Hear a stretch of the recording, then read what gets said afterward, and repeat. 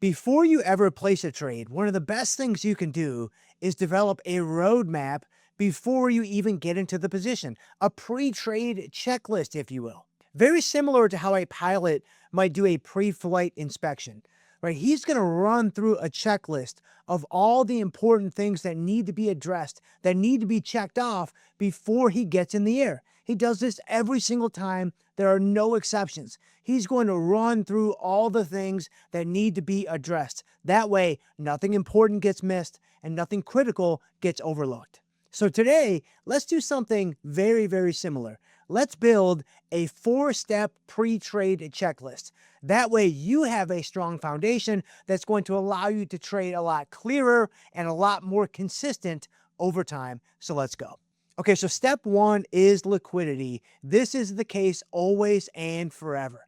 Right, before I consider any other metrics on a trade, I have to ask myself, is this underlying stock going to be liquid enough? Am I going to be able to get in at a fair price? Am I going to be able to get out at a fair price? Both of those questions can be answered by looking at liquidity. Now, there are 2 different ways that we can look at liquidity. These are not the only ways that you can measure liquidity in the option marketplace, but I do think they're very quick and very efficient. We're going to look at the tastytrade liquidity star rating, and we're going to look at the bid-ask spread differential. With the tastytrade liquidity star rating that's right there on the platform for every single stock, you have a very, very quick way where you can evaluate every stock and the liquidity in that stock, factoring in all kinds of different things like open interest and activity and volume and what have you. There's a 4-star rating that tastytrade gives to every stock in the marketplace.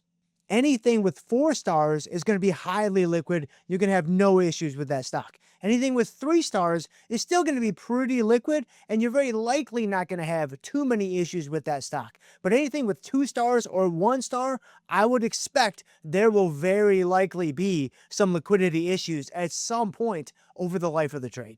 Now, with the bid-ask spread differential, what you want to see is you want to see a very tight bid-ask spread because that indicates that the market is healthy, it is active, and the underlying stock is very, very liquid. But naturally, that begs the question, well, what exactly is tight? Well, that's actually a multifactorial question that's a little bit beyond where I want to go today. I want to give us something simple and something that will get the job done very, very quickly. Generally speaking, we want to see markets that are maybe 5 cents to 10 cents wide if the underlying stock is a little bit higher priced. So maybe you're looking at Meta over $500 or Microsoft over $500 or Tesla over $400 or some stock in that neighborhood, then you might be willing to accept, 15 or 20 cent or 25 cent wide markets. But it's pretty rare that we would want to engage in a stock that has option markets that are 50 cents wide or 75 cents wide or $1 wide. So step 1, high liquidity. This is non-negotiable. This has to be in place. Step 2, volatility. Specifically, how do you want to play volatility? Do you want to sell volatility by selling premium, or do you want to buy volatility by buying premium?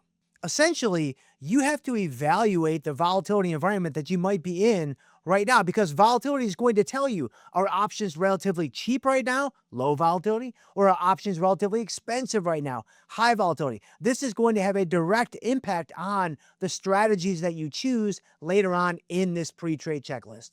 Now, the tool that we use to scan for high volatility or low volatility is IVR, or implied volatility rank.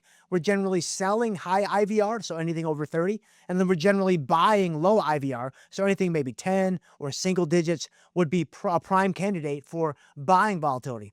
But how do you determine whether or not you want to be buying volatility, so buying premium, or selling volatility, or selling premium? Well, at Tasty, our default setting is to sell premium when volatility is high. But one metric that you can look at to give you a little bit more of a concrete foundation for whether or not you want to be selling volatility or you want to be buying volatility perhaps is by looking at your portfolio theta. Generally speaking, with our portfolio theta, our positive portfolio theta, we want to live somewhere between 0.1% and 0.5% of your net lick. So for example, if you have a $20,000 account, That means you're going to live between $20 in daily theta, that's 0.1%, all the way up to $100 in daily theta, that's 0.5%. Or let's say you have a $50,000 account.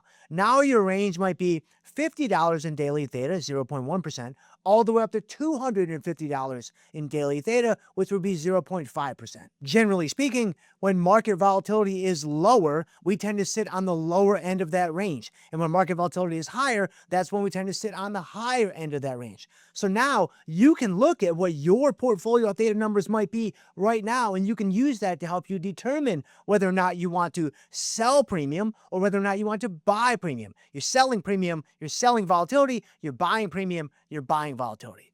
So step 2, decide how you want to play volatility. Step 3, now it's time to choose direction. How are you going to play the market? Do you want to be bullish? Do you want to be bearish? Maybe you want to have a neutral stance. In a market that's pretty random and unpredictable, all of those positions can make sense at various times, right? Bullish, bearish, somewhere in the middle. And some traders like to use the technicals. Other traders like to use volume profiles. Some traders like to use order flow and what have you. I think at different times, all of those things could have merit to a given trader in a given set of market conditions. Personally, given that nobody really knows what's going to happen next, I kind of believe that market randomness reigns supreme. And so if you want to use the charts, or you want to use volume profile, or you want to use whatever else to help you decide whether or not to buy a stock or sell a stock, by all means, go for it. But personally, I think just using your gut can be equally as effective as any of those methods. Whatever method you might choose, I personally believe that you can make money on both sides of the market.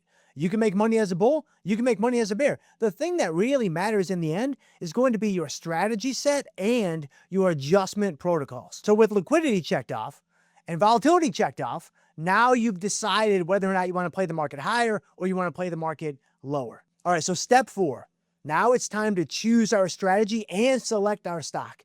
So here's what we're going to need to figure out. Do we want to go defined risk or do we want to go undefined risk? And there's a number of different ways that you can kind of slice and dice this guy, but let's keep it really, really simple. If you are a beginner trader or you don't have that much buying power left to allocate to a given trade, then go defined risk. If you are an experienced trader or you do have a lot of buying power that you can allocate to a given trade, then consider undefined risk. If you're going defined risk, and you're bullish, some great strategies can be a short put spread if you want to sell premium, or a long call spread if you want to buy premium. Now, if you want to go defined risk and you're bearish, now you're looking to maybe sell a call spread if you want to sell premium, or buy a put spread with a long put vertical spread if you want to buy premium.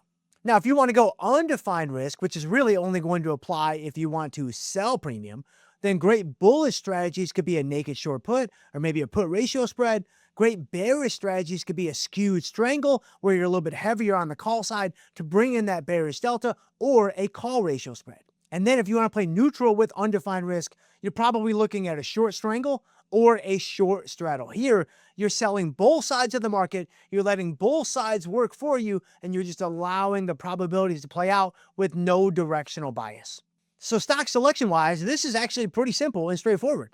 Use the tastytrade watch lists to guide you. My personal favorite here is the default watch list. All the stocks that are on that watch list have already been screened and pre-screened for liquidity. So anything that you might choose on that list is going to be highly liquid enough for whatever strategy you want to deploy.